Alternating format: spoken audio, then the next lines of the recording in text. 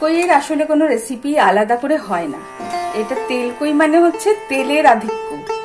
কই মাছে তুমি যত তেল দিয়ে বানাতে পারবে, কারণ কই মাছের একটা বটকা বাজে গন্ধ থাকে, একটা পাক পাক গন্ধ থাকে। তো কই মাছেও থাকে, তেলাপিয়া মাছেও থাকে।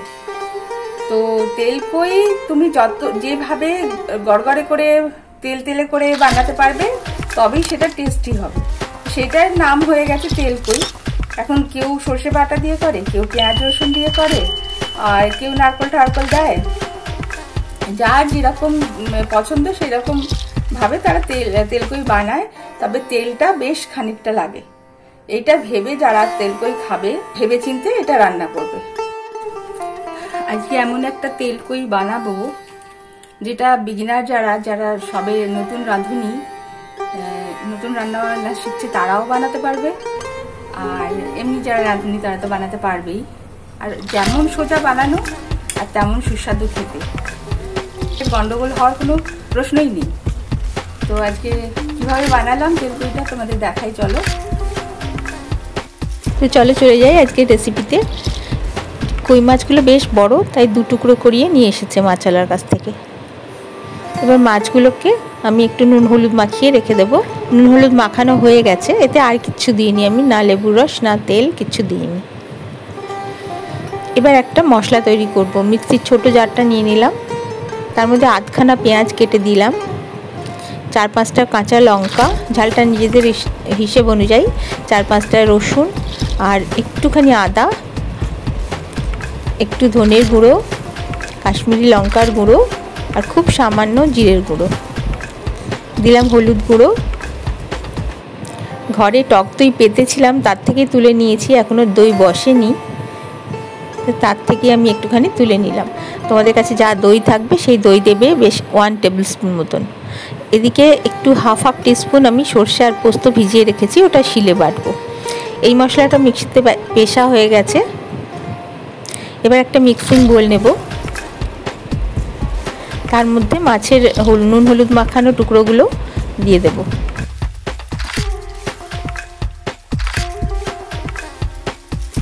যে মশলাটা মিক্সিতে পিষেছিলাম সেটা দিয়ে দিলাম। আর মেন ইনগ্রেডিয়েন্ট সর্ষের তেল।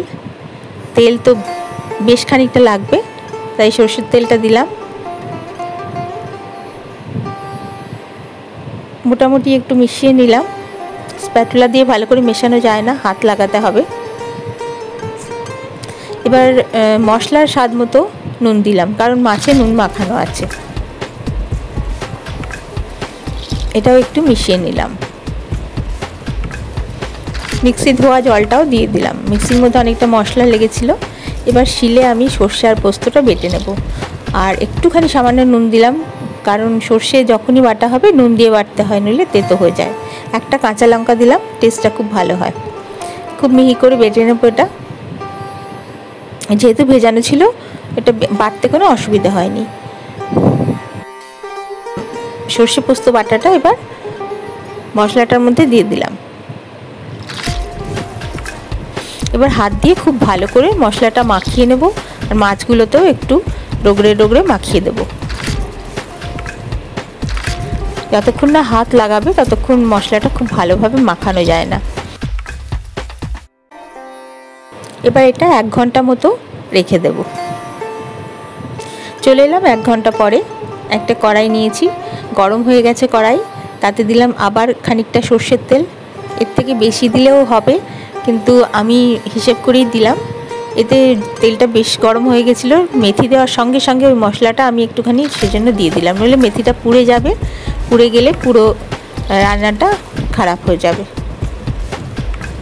এবার মাছগুলো আগে তেলের মধ্যে দিয়ে দেব।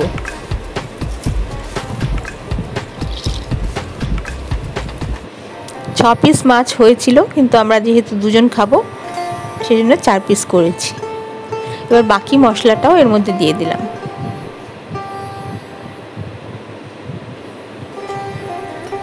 অসাধারণ খেতে হয়, একবার অবশ্যই বানিয়ে খাওয়ার অনুরোধ রইল।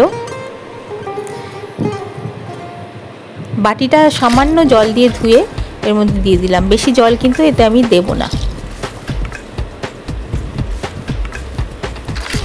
এবার এই অবস্থাতেই শুরুতেই আমি একবার করে উল্টে দেবো মাছগুলো, যাতে পুরো মাছটাতে মশলাগুলো লাগানো হয়ে যায়।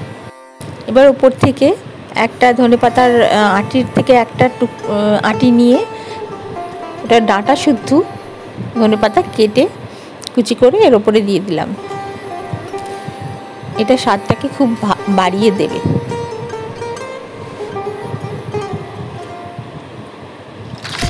ভীষণ ভালো খেতে হয়েছিল।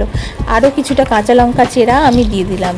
ঝালটা যারা ঝাল খেতে পারো তারা দেবে, যারা খেতে পারো না তারা দিও না। এবার আঁচটা কমিয়ে আমি ঢাকা দিয়ে দিলাম। কিন্তু ঢাকা দেওয়ার পরেও 5 মিনিট পর পর এটাকে তুলে ঢাকাটা তুলে একটু নাড়াচাড়া করে দিতে হবে নিচটা, নইলে মশলাটা তলাটা লেগে গিয়ে পুড়ে যাবে। পুড়ে গেলে মশলাটা একবার যদি পুড়ে যায় তাহলে পুরো পরিশ্রমটাই বিফলে যাবে।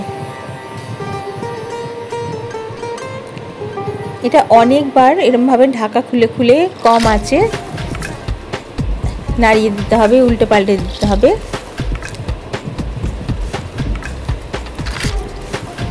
এবার একটু খুব সামান্য চিনি দিলাম, কয়েক দানা মতো। দেখো এবার মশলাটা দেখো হালকা হয়ে এসছে একদম। মানে প্রথমে দেখে মনে হচ্ছিল যে মশলাটা হয়ে গেছে, হয়তো উপরে তেল ছেড়ে দিয়েছে, হয়ে গেছে, কিন্তু তারপরেও 5-6 বার আমি এইভাবে ঢাকা দিয়ে দিয়ে রান্না করেছি। তো আমার তেলকই রেডি। এবার গরম গরম ভাতের সাথে সার্ভ করব। আর খেতে অসাধারণ হয়েছিল, যদিও দেখতে খুব তেল তেল হয়নি, যেরকম দেখানো হয় যে তেলটা দিয়েই ভাত খাওয়া যায়। আমি তেলটা একটু ভেবেচিন্তেই দিয়েছি, শরীরের কথাও তো ভাবতে হবে। তবে স্বাদে কোনো খামতি নেই। আর এইভাবে তেলকই বোধহয় সবাই বানাও না, একবার অবশ্যই বানিয়ে দেখো।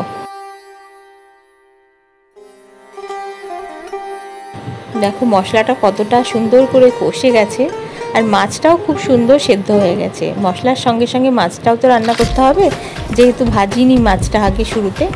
আর কই মাছে একটা বটকা গন্ধ থাকে, সেটা কিন্তু একদম নেই। এটা অনেকক্ষণ ধরে মশলার সাথে মাছটা কষানো হয়েছে বলে এই জিনিসটা আর পাওয়া যায় না, গন্ধটা আর পাওয়া যায়নি। দেখো তেলটা সাইড থেকে দেখা যাচ্ছে, কিন্তু এটা যদি আমি প্লেটে সার্ভ করতাম তাহলে খুব সুন্দর দেখা যেত। তো যাই হোক, খেতে অসাধারণ হয়েছিল, বারবার বলছি। এই প্রসেসেই একবার বানিয়ে দেখো, আর অবশ্যই মেথি ফোড়ন দেবে। ব্যাস গরম ভাতের সাথে সার্ভ করে দাও, আর কিচ্ছু লাগবে না, এটাই যথেষ্ট। তো ভালো লাগলে আমার চ্যানেলটাকে লাইক, কমেন্ট, সাবস্ক্রাইব করে দিও। আর সঙ্গে থেকো, সবাই ভালো থেকো, সুস্থ থেকো। আবার কোনো ভিডিও